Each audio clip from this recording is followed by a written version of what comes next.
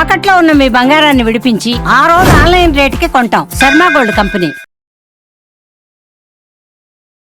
నమస్తే, మీరు చూస్తుంది సుమన్ టీవీ. నేను మీ కీర్తి. నాతో పాటు డాక్టర్ అనంతలక్ష్మి అమ్మగారు ఉన్నారు. నమస్తే అమ్మా. నమస్తే తల్లి. అమ్మ, మాలో చాలా మందికి శంకర జయంతి విశిష్టత గురించి, ప్రాముఖ్యత గురించి తెలియదు. మీ ద్వారా తెలుసుకుంటాం ఈ రోజు. వైశాఖ శుద్ధ పంచమి సాక్షాత్తు కైలాసంలో ఉన్న శంకరులే కాలడిలో జన్మించారు అని అందరికీ విశ్వాసం. ఆర్యాంబ శివగురువు అనేటటువంటి భక్తులు, వాళ్ళకి చాలా కాలం సంతానం లేదు. సంతానం కావాలని చాలా తాపత్రయపడ్డారు, జన్మించాడు.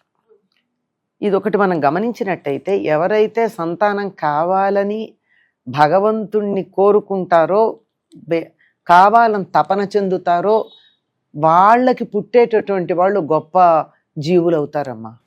Great souls దిగొస్తాయి. అంతేగాని సెక్స్ అన్నదానికి బై ప్రోడక్ట్గా వచ్చే పిల్లలు ఉన్నారే, వాళ్ళంత గొప్ప వాళ్ళుగా ఏముంటారు. సామాన్యంగా అనేక జీవులకి సంతానం కలిగి ప్రోజని ఉన్నట్టే ఉంటుంది. కానీ కారణ జన్మలు మాత్రం తల్లిదండ్రులు సంతానం కోసం తప్పించినప్పుడు పుట్టిన వాళ్ళే కారణ జన్మలు అవుతారు. అటువంటి కారణ జన్మలు. ఈయన సాక్షాత్తు శంకరుడే, శంకరుల యొక్క అవతారమే అని చెప్పడానికి కారణం ఏమిటంటే, తల్లిదండ్రులు ఈయనకి శంకర నామం పెట్టడంతో పాటుగా ఈయన సన్యాస దీక్ష తీసుకున్నప్పుడు ఆయన గురువు గారు కూడా అదే పేరు ఉంచారు. సాధారణంగా మారుస్తారు జన్మనామం, వీళ్ళకు ఉండదు. సన్యాస దీక్ష సమయంలో జన్మనామం తీసేసి మళ్ళీ దీక్షానామం అని ఒకటి ఇస్తారు. ఎందుకని అంటే, ఈ తల్లిదండ్రులకి జన్మించినటువంటి శరీరం ఏదైతే ఉందో, దీన్ని సన్యాసం తీసుకున్న తర్వాత వీళ్ళకి పిల్లలు ఉండరు. వీళ్ళకి తర్వాత పిల్లలు లేకపోతే వీళ్ళకి పితృకార్యాలు ఎవరు చేస్తారు? పితృకార్యాలు చేయకపోతే ఆ జీవుడు ఏమైపోవాలి? అలాగే ఆత్మ కొట్టుకుంటుందిగా. అందుకని ఏం చేస్తారంటే, సన్యాసం తీసుకోవడానికి సందర్భంలో దీక్ష ఇవ్వడానికన్నా ముందు ఈ ఎవరైతే సన్యాసం తీసుకుంటున్నారో వాళ్ళకి అంత్యక్రియలు చేసేస్తారు బతికుండగా, మంత్రంతో. అవునమ్మా. అందుకే కదా సన్యాస దీక్ష తీసుకుంటూ ఉన్నప్పుడు తల్లిదండ్రులు చూడలేరు. తమ బిడ్డకి తమ కళ్ళ ఎదురుగా బతికుండగానే, శరీరంతో ఉండగానే అంత్యక్రియలు చేసేస్తారు. కొన్ని వాళ్ళు ఒక 90 ఏళ్ళో 100 ఏళ్ళో బతుకుతారు. అన్ని ఏళ్ళకి సరిపోయినటువంటి పిండ ప్రదానాలు అవన్నీ కూడా. అందువల్లే ఒక్కడు గనక సంప్రదాయబద్ధంగా సన్యాస దీక్ష తీసుకున్నాడంటే ఆ వంశంలో ఇటేడు తరాలు అటేడు తరాల వాళ్ళు ఉద్ధరించబడిపోతారు. అంటే వీళ్ళ కనెక్షన్తో వెళ్ళే పితృదేవతలు ఉంటారు కదా, ఆ వరుస పితృదేవతలు అంటే మన ఆ వంశంలో పుట్టిన పూర్వులు మాత్రమే కాదమ్మా, చాలా ఉంది, దానికి వేరే సబ్జెక్ట్. అందుకని ఊరికే మనకి తెలిసిన వరకు, మనకి తెలిసిన వాళ్ళు, మన పరిచయస్తులు ఎవరంటే, ఏ వ్యక్తి ఉన్నాడు ఆ వ్యక్తికి తండ్రి, ఆ వ్యక్తి తాత, ఆ వ్యక్తి ముత్తాత, అంతవరకే కదా మనకి తెలిసిన వాళ్ళు. వీరు వెరీ క్లోజ్ అండ్ నియర్. చాలా పెద్దది అది, చాలా చాలా పెద్ద చైన్. ఈ చైన్ అంతటికీ కూడా అన్నీ ఉద్ధరించబడ్డం జరుగుతుంది. అందుకని అనుకుంటారట శరీరం వదిలిన సోల్స్ అందరూ, నేను చేయలేకపోయాను కానీ ఎవ్వడన్నా మా వంశంలో ఒక్కడన్నా సన్యాసం తీసుకుంటాడా అని. అలా అయిపోయిన తర్వాత తల్లిదండ్రులు పెట్టినటువంటి పేరు కూడా పోతుంది. అప్పుడు మళ్ళీ కొత్త పేరు పెడతారు, మళ్ళీ బారసాలు చేసి పేరు పెట్టడం, అదంతా. కానీ ఈయనకి మార్చలేదు. ఈయనకి పెట్టింది కూడా అదే పేరు పెట్టారు. మార్చలేదంటే మళ్ళీ పేరు పెట్టారు కదా, మళ్ళీ పేరు పెట్టినప్పుడు కూడా శంకర శబ్దం నామమే ఉంచారు. అంటే ఈ నామం తప్ప మరొక నామం ఆ జీవుడికి సరిపోదు, అంతే కదా, అంతే. అందువల్ల ఈయన సాక్షాత్తు కైలాస శంకర్లే ఇక్కడికి వచ్చారు అని. ఎందుకు రావాల్సి వచ్చింది? శంకరుడు ఎందుకు అవతారం ఎత్తాడు? సాధారణంగా ఎప్పుడైనా విష్ణుమూర్తి అవతారాలు ఎత్తుతాడు కానీ శివుడు అవతారాలు ధరించినట్టుగా మనకు కనపడదే. ఎందుకు అంటే, కలియుగంలో దుష్టుల్ని చంపుకుంటూ వెళ్ళినట్టయితే మనుషులు ఉండరు. అంతే అంటారా? నాలో లేదా, నీలో లేదా చెడ్డ గుణం? కాకపోతే కొంచెం మంచి గుణాలు ఎక్కువ ఉన్నాయి, అంతే తేడా. ఏదో ఒక చిన్నదన్నా చెడు గుణం ఉంది కదా, చెడు గుణం ఉంది కదా, నిన్ను నన్ను చంపేస్తే ఎవరు ఉంటారు అక్కడ? అంచేత ఏం చెయ్యాలి? మనలో ఉన్నటువంటి ఆ దుర్గుణం ఏదైతే ఉందో దాన్ని చంపేయాలి.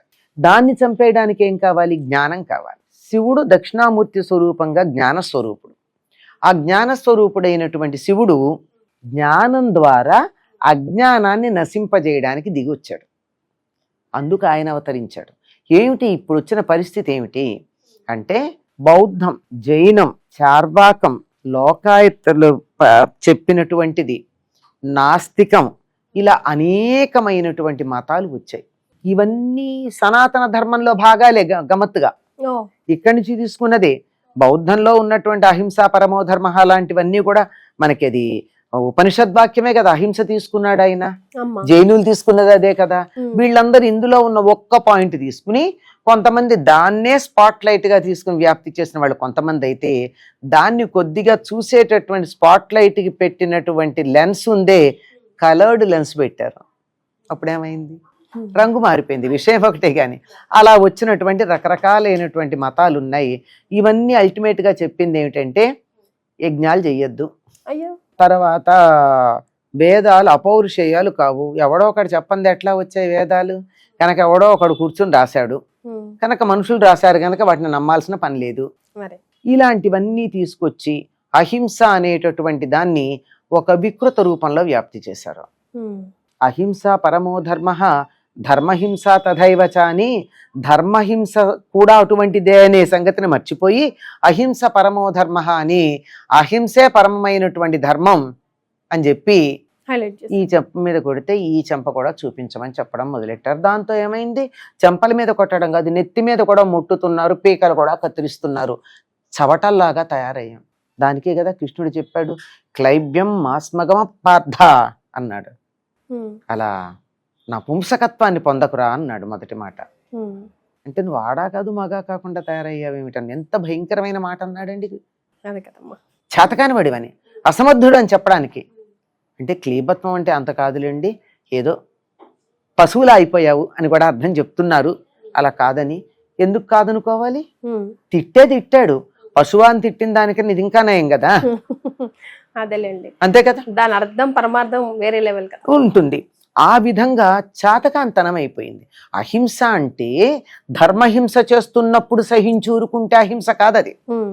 అహింస అహింస అని చెప్పి వేలి మీద ఇప్పుడు పాము కాటేస్తుంటే నేను పాముని చంపను, నా రక్తం తాగనిస్తానని కూర్చుంటావా అహింసావాది? మరి ఆ పోని నేను చేయలేకపోయినా పాము కాటేసి వెళ్ళిపోయింది, రక్తం బాగా విషం ఎక్కుతోంది, టపీమని ఏం చేస్తాడు? పక్కన ఉన్నవాడు కత్తితో ఈ చివరి వేలు కాస్త కట్ చేస్తాడు. ఏమవుతుంది? శరీరంలోకి విషం పాకకుండా బతుకుతావు. అయ్యో హింస అవుతుందని నేను దీన్ని దాచిపెట్టుకుంటే కొంచెం కామన్ సెన్స్ వాడాలి. అంచేత ప్రతి దాన్ని కూడా ఏ పాయింట్ ఆఫ్ వ్యూలో చెప్పారో అలా తీసుకోవాలి గాని ఊరికే లిటరల్ గా. ఇప్పుడు మనకి ట్రాన్స్లేషన్స్ వస్తున్నాయి, ఇప్పుడు వాట్సాప్ మెసేజెస్ లేవు, ఇంగ్లీష్ లో వస్తే మన వాళ్ళు తెలుగులోకి చాట్ జీపీనో ఏదో చెప్తున్నారు, దాంతో అనువాదం చేస్తున్నారు. రావణ రామ అని ఉంటాయి అన్నిటిని. రామ ని కొట్టాడు, రామని కొట్టడం ఏమిటి? రాముని కొట్టాడు అనాలి తెలుగుతనం అయితే, అంతే కదా. అక్కడ పదం పదానికి అనువాదం చేసినట్టుగా తీసుకుని ఇలాంటి అనువాదాలు చేసుకుని పొరపాటు జరిగి ఏం జరిగింది? జాతి చచ్చుబడిపోయింది. చచ్చుబడిపోయిందంటే ఏ స్థాయి కంటే, విదేశీయులు వచ్చి మన మీద నెత్తి మీద కూర్చొని మన తంతుంటే అహింస అహింస అహింస అని కూర్చున్నాం. వచ్చారు కదా. ఎక్కడ కూర్చున్నారు? మనం స్నేహహస్తం చేతికి అందిస్తే వాళ్ళు నెత్తినెక్కి కూర్చున్నారు. కొన్ని సంవత్సరాల పాటు, శతాబ్దాల పాటు అటువంటి పరిస్థితి వచ్చినప్పుడు, ఇది ఎప్పటి మాట? మన 600 ఏళ్ల గురించి మాట్లాడుకుంటున్నాం. అంతకన్నా ముందు జరిగింది. దాంతో గ్రీకులు, యవనులు వీళ్ళందరూ రావడం మొదలు పెట్టారు. ఆ సమయంలో మళ్ళీ ఈ నాస్తిక, చార్వాక, పాషండ మతాలు ఏవైతే ఉన్నాయో వాటిని ఖండించుకుంటూ వెళ్లాల్సిన అవసరం వచ్చింది. యుద్ధం చేస్తే అక్కడ ఖండిస్తాం? కుదరదు. కనుక యుద్ధం కాకుండా వాదనలో, వీళ్ళంతా పండితులు అనుకుంటారు, ఇప్పుడు కూడా మనకి లేరమ్మా కొంతమంది, వాళ్ళ సిద్ధాంతం ఎంత గొప్పదని చెప్తారంటే, ఎటువంటి సంఘటనలు జరిగినా పీకలు కోసి ఊచకోత కోస్తూ ఉంటే అహింస గురించి మాట్లాడతారు. వాళ్ళకు ఒక్క దెబ్బ తగిలితే ఏం చేస్తారు? ఊరుకోటల్లా. అటువంటి పరిస్థితి వచ్చింది. అంచేత వాళ్ళని ఏం చెయ్యాలి? వాళ్ళ మార్గంలోనే, వాళ్ళు మాట్లాడేటటువంటి మాటలతోనే, వాళ్ళతోనే ఆర్గ్యూ చేసి వాళ్ళని ఖండించి ఇటు పక్కకు తీసుకురావాలి. శంకర్లు చేసిన గొప్పతనం ఏమిటంటే ఎవరితో వాదించారో వాదించిన వాడి మీద తాను గెలవడం కాదు, వాణ్ణి ఓడించాడంతే. ఓడించి తనలో కలుపుకున్నాడు. ఇప్పుడు ఓడిపోయినటువంటి వాళ్ళందరూ వచ్చి మళ్ళీ ఈయన శంకరాచార్య శిష్యులైపోయారు. అప్పుడు అక్కడ ఏమైంది, అవతల వాళ్ళు లేకుండా అయిపోయారు కదా. ఆ విధంగా 72 అవైదిక మతాలని వాదన చేసి మళ్ళీ ఇందులో కలిపేశాడు ఆయన. 72 అవైదిక మతాలు వాదనతోనే. ఎక్కడ కత్తి లేదు, నాలికొక్కటే ఆయన కత్తి. పదును ఇక్కడ మేధతో పదును పెట్టి నాలికతో మాట్లాడి వాళ్ళందరినీ ఇటు మార్చుకురావడం జరిగింది. ఆ విధంగా భ్రష్టు పట్టిపోయినటువంటి సనాతన ధర్మాన్ని, వైదిక ధర్మాన్ని, ఋషులు ప్రతిపాదించినటువంటి ధర్మాన్ని, వేదం చెప్పిన దాన్ని ఆచరించటం మానేసినటువంటి ప్రజలని మళ్ళీ ఆ వేద మార్గంలో ప్రవర్తింపచేయడానికి సాక్షాత్తు కైలాస శంకరుడు కాలడిలో అవతరించాడు. అవతరించి ఆ సేతు హిమాచలం 32 ఏళ్ళే ఆయన బతికింది. 33వ ఏట అనుకుంటా శరీరం వదిలాడు. ఆ సేతు హిమాచలం 3 సార్లు ఇలా తిరిగి వచ్చాడు. మొత్తం కాలినటకన తిరిగి ఎక్కడెక్కడ అవైదిక మతాలు ఉన్నాయో వాళ్ళందరితోనూ వాదించి వాళ్ళని మళ్ళీ ఇటు పక్కకి కలుపుకు రావడం జరిగింది. ఏకశ్లోకి దగ్గర నుండి మొదలుపెట్టి ఒక శ్లోకం చెప్పడానికి వీల్లేనటువంటి బృహత్ గ్రంథాల దాకా అనేక గ్రంథాలు రచించారు. రకరకాల క్షుద్రమైనటువంటి పూజా విధానాలు ప్రతి సంప్రదాయంలో వచ్చాయి. సనాతన ధర్మంలోనే కాదు, బౌద్ధంలోనూ జైనంలో కూడా వామాచారాలు వచ్చాయి. వాటన్నిటినీ కూడా తీసి ఈ వామాచార పద్ధతులు ఇవన్నీ పక్కకు పెట్టి, ఇవన్నీ కాదు, ఒకే ఒక్కడు పరమాత్మ, మనం ఆరాధించడానికి వీలుగా 6 రూపాల్లో మనకి దర్శనమిస్తూ ఉన్నాడు, మీకు నచ్చినటువంటి రూపంలో మీరు ఆరాధించుకోండి. ఉన్నది ఒకటే, ఏకం సత్ విప్రా బహుధా వదంతి. ఉన్నదొకటే, పండితులు మాత్రమే రకరకాల పేర్లతో చెప్తున్నారు, మీకు నచ్చిన పేరుతో నచ్చినట్టుగా ఆరాధించుకోండి అని చెప్పి వీటన్నిటికీ షణ్మత స్థాపనాచార్యుడై, అంటే నేను ప్రత్యక్ష దైవం సూర్యుడిని తప్ప ఎవరిని నమ్మను, సరే సూర్య ఆరాధన చేయి. లేదు దేవుడు నాలాగా అలా మండలంలాగా మండిపోతూ ఉండడు, నాలాగా మనిషిలాగా ఉండాలి, నాకు శివుడైతే ఇష్టం, శివుడిని ఆరాధించుకో. విష్ణువు అంటే ఇష్టం, ఆరాధించుకో. లేదండి మగాళ్ళేనా, ఆడవాళ్ళు లేరా, అమ్మవారిని ఆరాధించుకో. వీళ్ళేనా, కాదు అసలు నీ కుండలిని ఆరాధన చేస్తా అంటే గణపతి, ఈయన మన కుమారస్వామి, ఇలా ఈ రూపాలతో ఆరాధన చేసుకోవడానికి షణ్మతాలు ఆరాధన విధానాన్ని ఇచ్చాడు. మీరు ఏ దైవాన్ని ఆరాధించుకోవాలనుకున్న స్తోత్రాలు ఇచ్చాడు ఆయన. నువ్వు సనాతన ధర్మంలో ఇంతమంది ఆరాధించి ఇంతమంది దేవతా మూర్తులు ఉన్నారు కదా, వాళ్ళందరికీ సంబంధించిన స్తోత్రం కావాలంటే మీకు శంకర సాహిత్యంలో దొరుకుతుంది. శివుడు కోలు అర్ధనారీశ్వరుడు, మరి కుమారస్వామి, గణపతి, కృష్ణుడు, రాముడు, నారాయణుడు, అమ్మవార్లకి చెప్పనక్కర్ల, సౌందర్యలహరి, శివానందలహరి, ఒకటేమిటి, నువ్వు you name a form of God. I did not say God, form of a god, దేవుడి యొక్క ఒక రూపం, మీకేది తలుచుకో దానికి సంబంధించిన స్తోత్రం ఉంది. ఆయనది ఎందుకు ప్రధానం అంటే ఆ స్తోత్రంలో తన తపశక్తినంతా నిక్షిప్తం చేశాడు.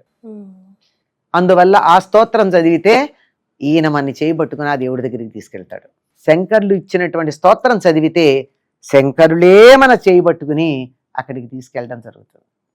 అయ్యాక మరి దీన్ని కొనసాగించటం ఎట్లా? అందుకని 4 శిష్యుల్ని తీసుకుని 4 పీఠాలు స్థాపించి భారతదేశంలో 4 మూలల, ఉత్తరం, దక్షిణం, తూర్పు, పడమర 4 పీఠాలు స్థాపించి అక్కడ పరంపరగా ఉన్నటువంటి పీఠాధిపతి తరువాతి పీఠాధిపతిని నిర్ణయించి శిక్షణ ఇచ్చి తాను తప్పుకునేటటువంటి ఏర్పాటు చేశాడు. అందుకే ఆ పీఠాధిపతులు వాళ్ళు ఉండగానే తన ఉత్తరాధికారిని నిర్ణయించేస్తారు, శిక్షణ ఇచ్చేస్తారు, అయిపోతుంది. దక్షిణాన శృంగేరి ఉంది, ఉత్తరాన జోషిమఠ్ ఉంది, ఇటు ద్వారక ఉంది, ఇటు పూరి ఉంది. అంటే భారతదేశానికి 4 భాగాలు ఏర్పాటు చేసి చక్కగా సమన్వయంగా ఉండేట్టు చేశాడు. మళ్ళీ సనాతన ధర్మం భారతదేశంలో చక్కగా విరాజిల్లేట్టుగా ఏర్పాటు చేసి వెళ్ళినటువంటి శంకర్లు వైశాఖ శుద్ధ పంచమి నాడు అవతరించారు. మన అదృష్టం కొద్దీ ఆయన అవతరించిన భూమిలో మనం ఉన్నాం. ఎస్, ఈరోజు ఆయన గురించి మాట్లాడుకోవడం, మీరంతా నాతో పాటు వినడం నిజంగా మేము చేసుకున్న అదృష్టం అమ్మ. ధన్యవాదాలు.